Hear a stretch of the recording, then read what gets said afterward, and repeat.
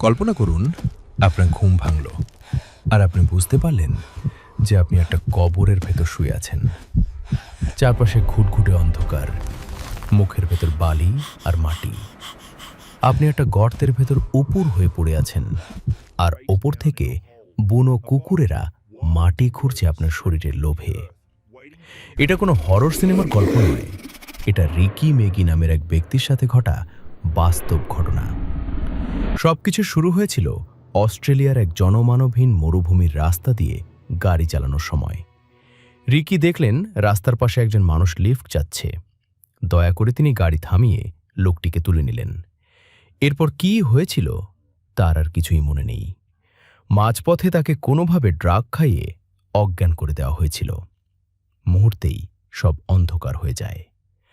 যখন রিকির চোখ খুলল, অসহ্য গরমে তার দম বন্ধ হয়ে আসছিল। তিনি তার গাড়িতে ছিলেন না, তাকে একটা অগভীর গর্তে জ্যান্ত পুঁতে রাখা হয়েছিল মরার জন্য। হাঁসফাঁস করতে করতে তিনি কোনো মতে মাটি সরিয়ে ওপরে উঠে এলেন। দেখলেন সামনে একদল ডিঙো বা বুনো কুকুর তাকে ঘিরে দাঁড়িয়ে আছে। তারা ভেবেছিল রিকি হয়তো মারা গেছেন। রিকি বেঁচে তো ফিরলেন, কিন্তু তিনি তখন পৃথিবীর অন্যতম বিপজ্জনক এক মরুভূমিতে একা। সাথে কোনো গাড়ি নেই, পায়ে জুতো নেই, এমনকি খাওয়ার পানিটুকুও নেই। টানা ৭১ দিন তিনি সেই নরক যন্ত্রণার মধ্যে টিকে ছিলেন। বেঁচে থাকার জন্য হাতের কাছে যা পেয়েছেন তাই খেয়েছেন। কাঁচা জোক চিবিয়ে খেয়েছেন, ব্যাঙ আর ঘাস ফড়িং গিলেছেন।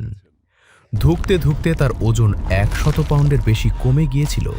শরীরটা স্রেফ একটা কঙ্কালে পরিণত হয়েছিল। ঠিক যখন তার হৃৎপিণ্ড থেমে যাওয়ার উপক্রম, তখনই মরুভূমির এক খামারের কর্মীরা তাকে দেখতে পান। তারা দেখলেন একটা ভূতের মতো কঙ্কালসার মানুষ টলতে টলতে এগিয়ে আসছে। রিকি মেগিকে ড্রাগ খাওয়ানো হয়েছিল, জ্যান্ত কবর দেওয়া হয়েছিল, আর না খাইয়ে রাখা হয়েছিল, কিন্তু তবুও তিনি হার মানেননি।